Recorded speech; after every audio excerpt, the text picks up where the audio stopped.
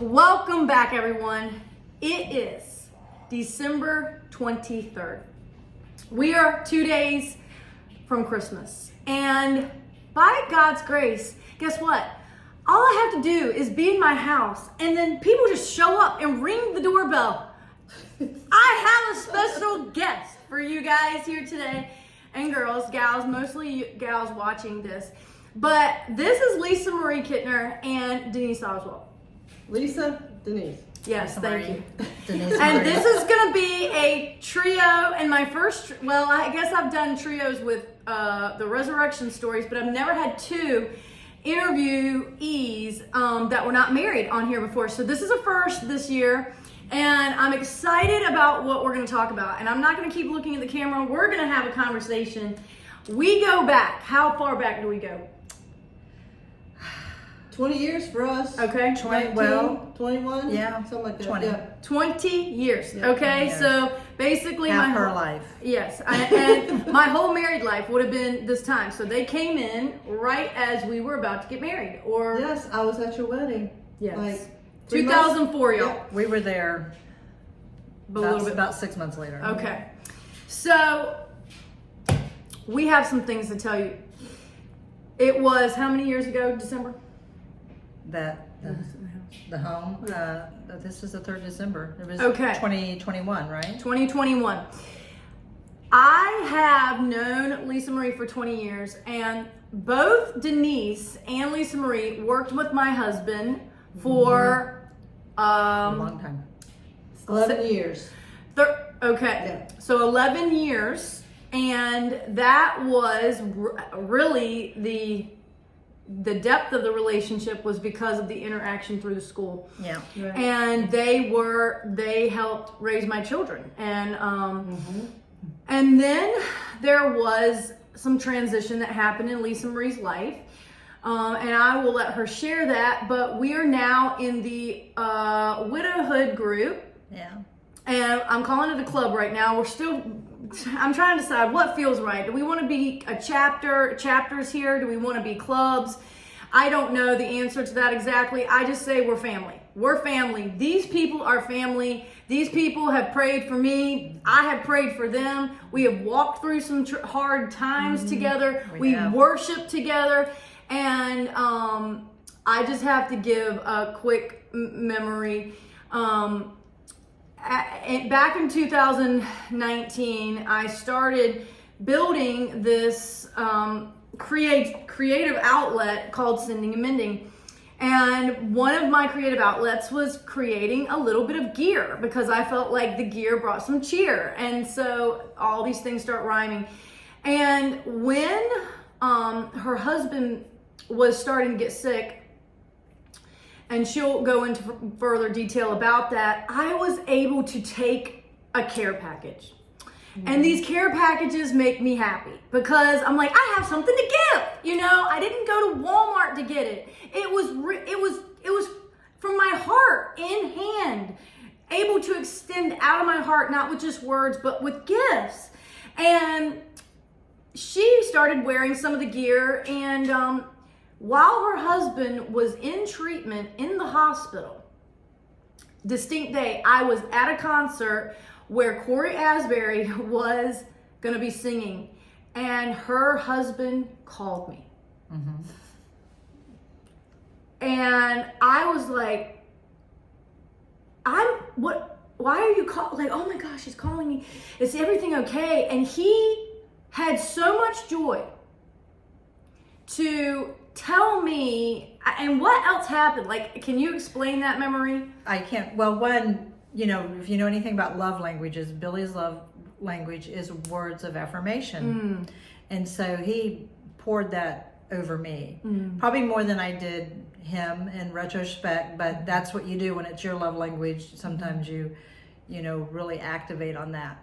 And so, and I had not known that he called Micah until he told me later. He said, I called and told her thank you because I was wearing what she had given me. He goes, well, what's that? And I said, Micah. I said, some of her merch. I said, she blessed me with this. And he teared up, and he goes, I love that. He goes, I love that. He said, because he felt like, he was the man, he was Yes. stronger, he was the provider, he was my covering. Yes. And so when he was an hour away at the hospital, and I'd be there for 10 to 12 hours, and then that drive. And so you would have thought that she had given it to him, but in a way, it blessed him Yes.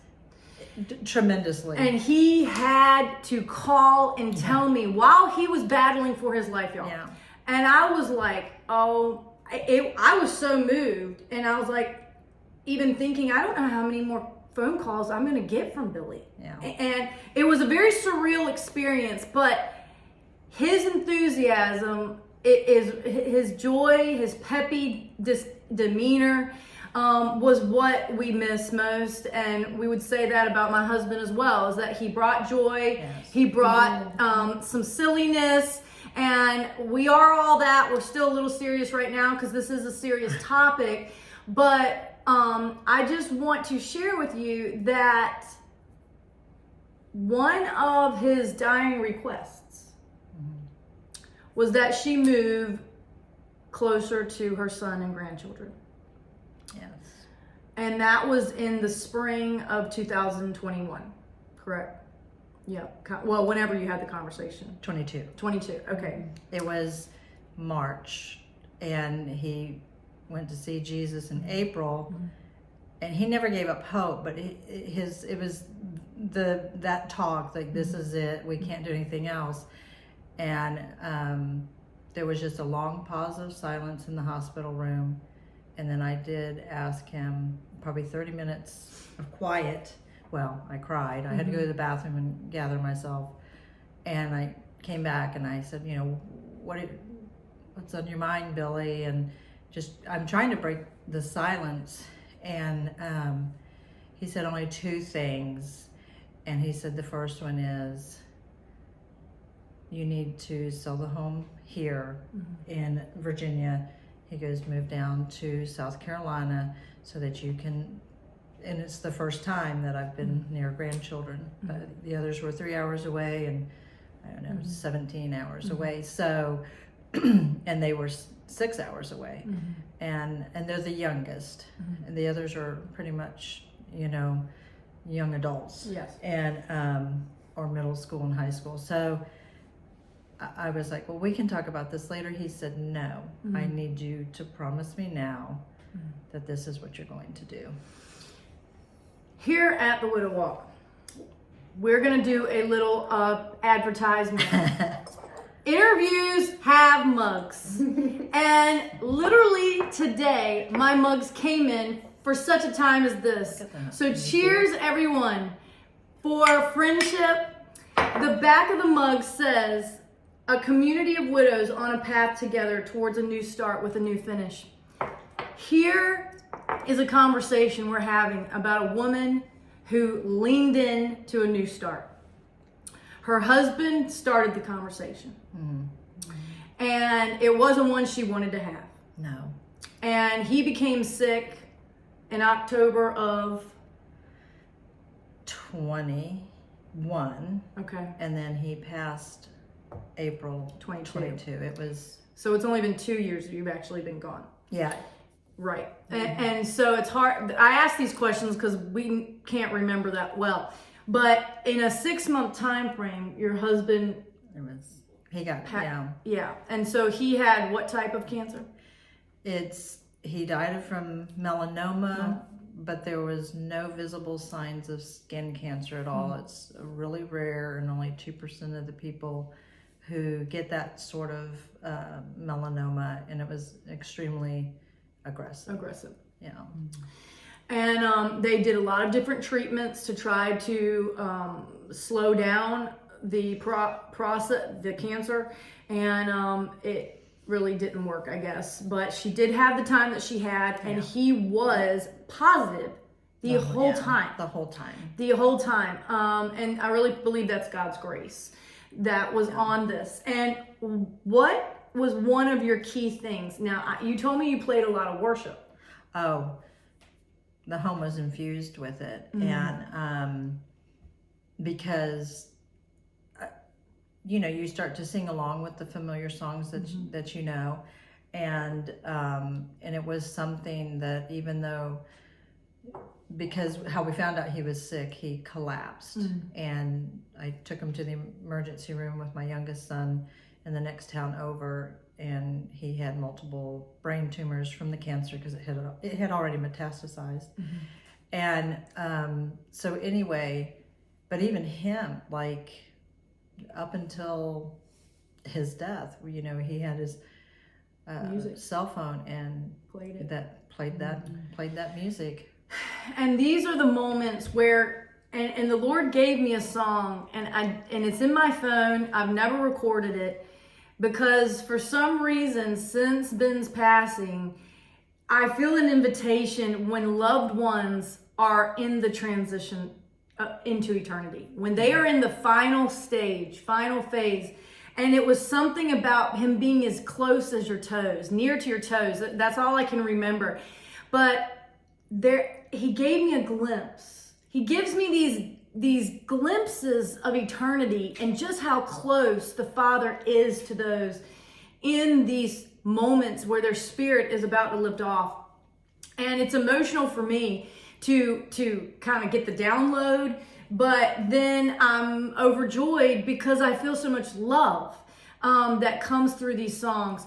Now, we have not heard from Denise, but what I want Denise to come in for is she has been a ride or die. Okay, so if you want to call, like, who's your ride or die? Okay, Denise is a ride or die kind of a girlfriend, friend, person, and I wouldn't say she's my ride or die exactly, but she has shown up. I mean, to the point. Last year, y'all, on her birthday, she's taking me to my doctor's appointments, and we got to shop. So she was willing to go on her birthday because her birthday's in November, my husband's birthday's in November, and we had these traditions. Hers is in November. I mean, there's just, so all the teachers had these birthdays, and so there was this like affinity about celebration, and Denise has wanted to carry that on.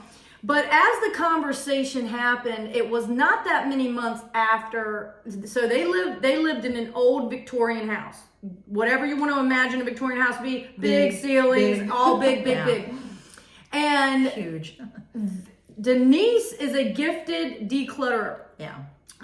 So she's an organizer. She's peppy, and she will put you to the task, and somehow you get more done than you could have done in a week and a half with 3 hours. And so she has helped me clean out my attic multiple times. She's helped me with windows. When I need somebody that helps push me into a higher gear and it's fun and we get to fellowship, and she said, pick me, I'll come over. And I'm like, praise God. And so that's who Denise is. She used to babysit my kids when they needed babysitting. She assisted at the school. She has seen them since birth. Okay, so these ladies have been with me since pregnancy, infancy, toddler, elementary. Now they're in middle school ages. And so, Denise, what can you share about this journey of walking with Lesa Marie all these years, and the new level that your friendship has come to since Billy's passing? Well, first of all, I'm not a widower, but I walk with ones who are, and I love that. That's my passion. I just remember I did lose my mother on Christmas Eve. It'll be 19 years now, but still, you think about that, and all I remember is people coming to me. I don't remember the cards. I don't remember the food. I don't remember anything. The only thing I do remember is them saying, I know. I understand. I'm here for you. I'm with you. Anything you need, please call. Just something, and then, or just showing up, people showing up just to say, I love you. Yes. So it's not actually just the deeds that you do for people. That's a large part of it. Yes. But knowing that somebody was there just saying, I know, just pat me on the back saying, I know. Because you go through things, you go through hurt and the grief and the pain, but it took a while, but the joy comes back. I know it's a Christmas season. If anyone is out there has lost a loved one during this time, believe me, your joy does come back. So it's good. There. Yes, that's there. And I just love these ladies. I just love, like she said, the joy comes back. That's my gift. I ask God, speaker, teachers, just all this stuff behind the podium in front of people. That's not me, but put me in a closet organizing. That's my therapy. That's my gift. We need these people. God gave that to me, so I do use that for His glory. We are thankful for the administrative giftings, and then the ones that are. She's a crafter. She's a quilter. She gets on her hands and knees with these kids. She is. These are big-hearted people, y'all. And so we went through the process in the fall of 2022 of putting the house on the market. So I've been a real estate agent. Y'all know this. I've talked about this in November. I relaunched a new brand with the WW agency. She was before the WW agency. But what I want to tell you is she was really my first up close eyewitness to an early stages of grief and walking through selling a house. And also there is this stigma out there, don't do anything the first year. There's this rule. Who made the rule? I don't know. I don't either. Don't make any major decisions in the first year. But that's now I want to make a disclaimer on that. Hold true for us. I understand the point that they're trying to make, that we are more emotional in that first year, and we could be a little irrational, reactionary, and there may have been problems, whoever wrote that statement, of seeing things not really go well. But for her, their particular unique house, they had a pellet stove, and so she had to keep the wood stove up and do different things for heat. And the goal was to get her out of that house before the dead of winter. And so it took some time, and we got an offer, and full price, and we listed it higher. And so the market was kind of in the seller's favor at that time. And this is her inheritance. There are things happening in the midst. And can you just share a little bit, because there may be widows watching this that are like, how can you let go of the house? I can tell you, I can speak into that. It wasn't easy for her to let go. It wasn't easy. Can you speak into that? I can. I'm not going to say all women are. I don't want to make any blanket statements, but we tie emotions to things and memories to things, and so there may be this train of thought of, if I let that go, I'm going to forget. And but also, that's the longest I had lived anywhere my entire life. We had been there. It was home. It was home. We bought it in 2001. We had signed on our home in Virginia Beach to sell it on 9/11. Wow. And so, and then, a month or two later, we got the one in Franklin. And so, and it was bad. It was in bad shape. I won't say what we sold it for, but we bought it for $50,000. I need to add in, these people, her husband was a contractor. They could take anything and make it better. Yeah. And turn that house from a rehab into remarkable. It was remarkable what Beautiful. they did. And there were some things there were still some things on their list that they wanted to do together. Yes. And that was also hard. Right. It was. And so that letting go, and like she said, they have the old, don't make any major decisions the first year.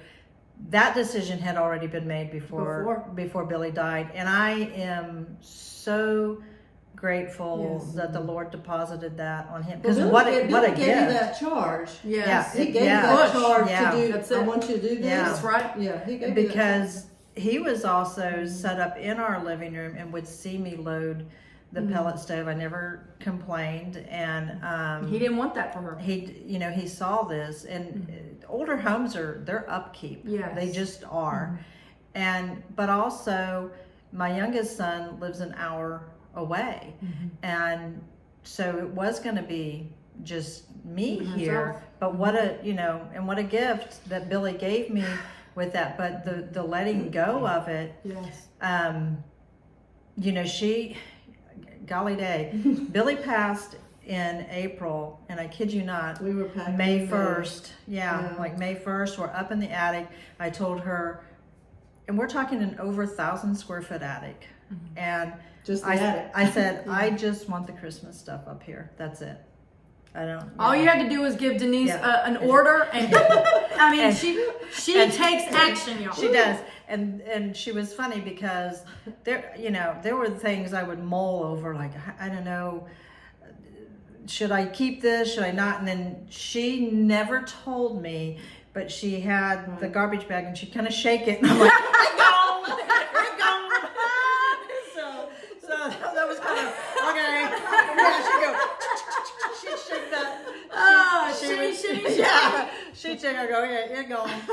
And I wasn't going to try to throw it away, but yeah, put it in the bag. That's a clue, y'all. it It's is. a polite way of saying let that go. Let it go. Yeah. Because we're taking none of it with us. She We're was not taking downsizing. She was downsizing by how much? anything. Well, if you counted the attic space, Yeah, which was being used, Right. we'll say from almost 4,000 to 1,500. 50, almost 3,000 Yeah. square feet. She had to shrink all Yeah. things down.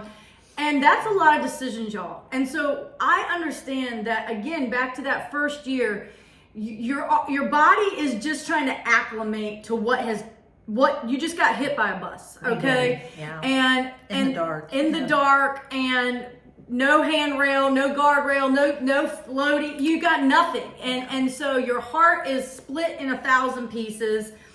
And God, again, she's part of our church here. She's here this weekend for our ladies banquet, and she still loves us, and she's still doing life with us. That's right. And so I'm just here to tell you that there's friendships in there, and I understand that there's some friendships that really don't work in every season and don't carry over through every season. But there's some of us that do. There's some of us that do. And so we went through this, and it was before Christmas. I said, no, we're getting this through. We thought it was going to be Thanksgiving. Then we had some repairs that had to be done. It was freezing. And so everyone came together. It was a team effort to get this house sold, y'all. And I went into like hammer mode. Well, I joke and say that she kicked me out. And I did, basically. She pushed. I had to. Because I was to the Thank you. point where Thank you. things not due to my fault, but to the buyer. There was stuff Yes. going on there. And anyway, so I'm just like, well, If it- I'll if just it falls keep apart, it. This it's will okay. be my Virginia country home, Yep, yep. And she's like, no, you don't This need is not to, what Billy this said. Isn't, Yeah. you don't need to. And I had already purchased my The other place, place. down in South Carolina. And That so lined up before she sold her it house. did. And that's God, God. because it was some real estate stuff going on. There was people going 20 to 50,000 over. And you couldn't do that. I couldn't do that. No, So God opened doors. he did. You know those songs, God will make a way where there seems to be no way. He works in ways we may not see. He will make a way. This is her story. He continued to make a way. Yes. Even when logically we're like, I know what Billy wanted, but I'm leaving my family. I'm leaving my church family. I'm leaving the working place Yes. I've known. She did so much here. She wasn't just leaving her house, y'all. No. She was leaving everything she had known. Friends, church, work, house, They're gonna husband. make me cry. It's okay. No, it's, We're getting to the good part of the story. But it's true. We were getting, and so you can see why it's emotional, because she wasn't just leaving him. No. She was leaving this place that had been a good place. Yeah. It had been some of the better years of her life and her walk with the Lord. She has been through a lot, and we don't have time to get into all that. But God saved her life. Yes. He saved her life, and she's been a gift to our life. Denise is wearing a bow to represent people. People are we're a gift to each other. And when hard times come, it's easier to grieve together. It's easier to worship grieving together. So we're worshiping widows. And I have to tell That's y'all, right. what was the main song that you played? Gratitude. Okay? So guess what, y'all? She is at the church where Brandon Lake is. Yeah. She moved to South Carolina to Seacoast, which is the home church of Brandon Lake, the singer of gratitude.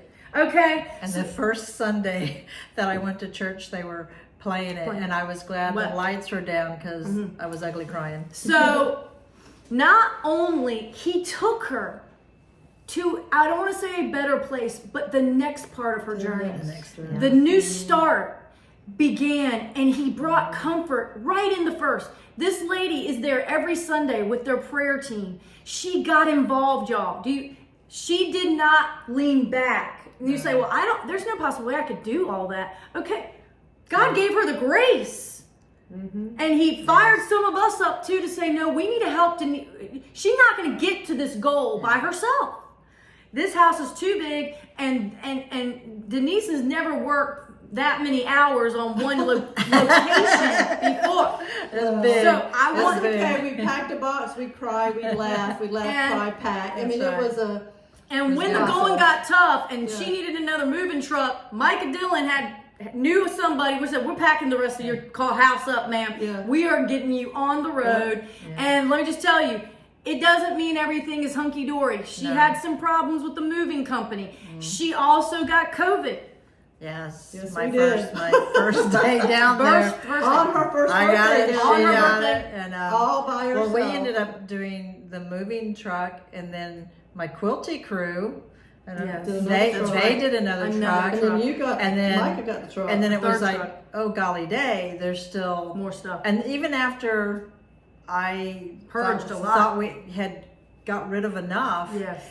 And but guess what? It's in your house. It's in there. It's found everything down the home, and it's perfectly beautiful. And they were thinking of moving before her husband got sick a few years before that to the beach. The message was you need to be at the beach. Virginia Beach. And it did not work out. No. And she got to stay here a few more years. We got more time with her. But guess what, y'all? She's near the beach. Yeah. She's near the beach. And she's working at a school. And she's with it all lined up. It did. God does good work. I mean, his plans are great. And when you're in the fog of grief, sometimes you can't articulate that. But I don't go without. I live in a beautiful neighborhood. I love my neighborhood, and I love the little school that I work at, and I love seeing my grandbabies, on a regular life. We love life together. We're loving life together and having fun. She's on adventure. She's taking. Can you tell briefly? Can you tell briefly about this little van camping thing? Can you explain to those? I can. I bought I was going to use my husband's old minivan, but it started, of course, as soon as I did some planning, it was making a few more noise. It was older, so I thought, no, if I'm going to do this, I want to feel safe. So I bought a 2022 Pacifica because the seats all go flat. You can fit a camping cot in there. So for 2 years, just on the down low, because you tell certain people your business, well, that's crazy, someone's going to hurt you. And so I didn't want to hear that. I didn't need to hear that. And so I did. I purchased the van after much ado, and I went on my first camping trip in September on what would have been Billy's and my 34th wedding anniversary, because every anniversary we went on a trip. We went on a trip. And so I thought, I'm not going to sit at home and cry this anniversary. I'm take a trip. Took my 2 Boykin Spaniels. One was only like a few months old, and anyway, go on the trip. Then I have a tent that can go on the back of it. Was struggling. The campers next to me, the wife was like, hey, my husband, he can help you. She didn't even ask me. I go, well, make sure. So he helped me. Blessing number 1. He helped me, and now I know exactly how to do it. So the next morning I get up, I go hiking, and with my dogs on a small trail, ask someone to take our photo. Boom, I slip on a rock, and it was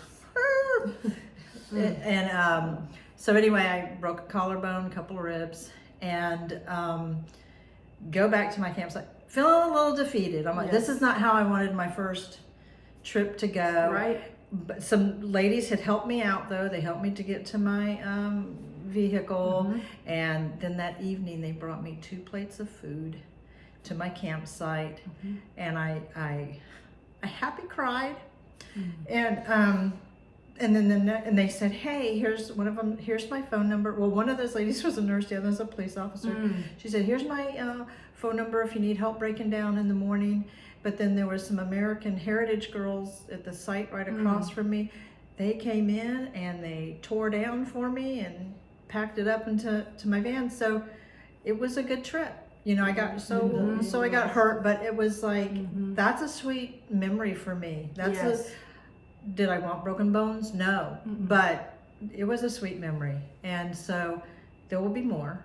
So look, I wanted her to share that because this is a brave woman. Okay, yes. Well, thank you. She is brave. Yeah. Now she met her husband while she was working for the airlines Southwest. So Northwest. Thank you. Okay, Northwest, and they're adventure people. That they do adventure, so that didn't stop. I didn't stop. After death, she still kept pursuing the Father, and he's giving her desires in her heart again to do things, to take those adventures, to not stop living life. And this new start is creating just a better finish than she could have written on her own. Right. And that is what the Lord does. He starts giving us vision. He does. And renewing our vision, renewing things in us, if it's new, if it's not. And so I just have to encourage you, is there any final thoughts you have for the listeners of this holiday, how to go through it? Is there anything you can share? Sure. I would say, that my first Christmas, after Billy had passed, I went down there, I got COVID that November. I didn't decorate for Christmas, and I go all out when I decorate. That being in that big old beautiful home, every corner had something going on. So that first Christmas, I didn't decorate, and it was depressing for me. And I don't want to say I was depressed, because there is, I think, a difference between grief and depression. Yes. And so I was still in that fog of grief, and I just cried. And I would sleep good that night, and that's fine. Cry, because I missed him. I loved him. My surroundings were chaotic with boxes from floor to ceiling, and also just a few weeks before Christmas, my German Shepherd Babe suddenly, died. Her stomach twisted on her. So it was tough. It was tough, but I knew that I had to listen to worship music, and there was a few songs I'm like, but you didn't do that for us. You didn't do that for us. But I know where Billy is. Yes. I know where he is. And if you can't get peace from that, that's a lot right there. Yes. Just knowing that, he had asked Jesus into his heart, didn't make him perfect. But I tell you what, he walked the walk. We both would, trip sometimes because we're human. We're not perfect. But I know where he is. Yes, and I know he probably has a full head of hair. He's got a full head of hair. And guess what? He has seen our baby that went on before us. He got to see his mom, my daddy. And it's like, how... I could not rob him of that by saying, bring him back, Lord, give him back. That's right.